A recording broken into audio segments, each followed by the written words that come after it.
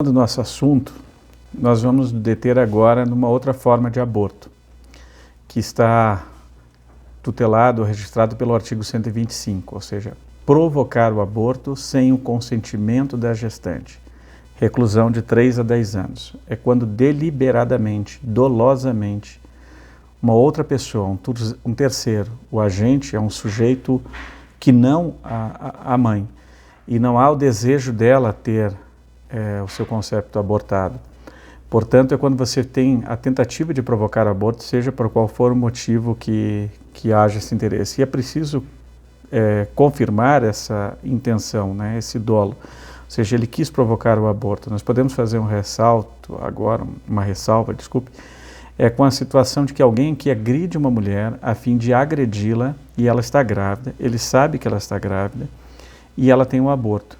E nela provoca um aborto, ou seja, ela provoca lesões corporais de natureza gravíssima, né? Então ele dão essa figura, é importante que vocês aí dentro do direito vão pesquisá-la melhor. Então veja bem, o aborto provocado por terceiro no artigo 125, ele tem o dolo, a intenção, a vontade, o desejo de fazer esse crime, ou seja, praticar o crime do aborto.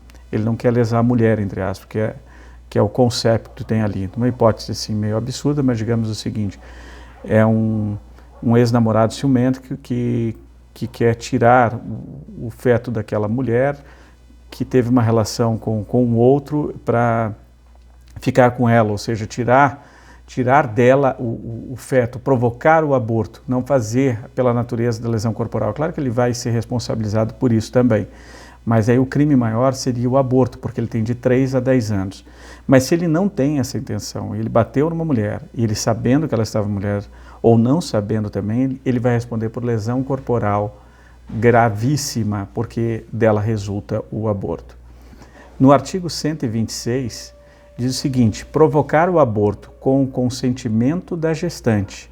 Então são aquelas situações que talvez sejam até mais comuns na nossa prática diário, ou até do que a gente ouve mais falar. Então imagine o seguinte, são pessoas que procuram clínicas de aborto, sejam elas por médicas, parteiras ou por outras situações com locais que oferecem esse tipo de serviço, ou seja, provocar o aborto. Então a mulher está provocando o aborto nela com o consentimento dela. Ela vai responder por uma pena, né, um delito com 1 a 4 anos, enquanto o outro que provocou, ele provoca e responde como artigo 125, mesmo com o consentimento da mulher.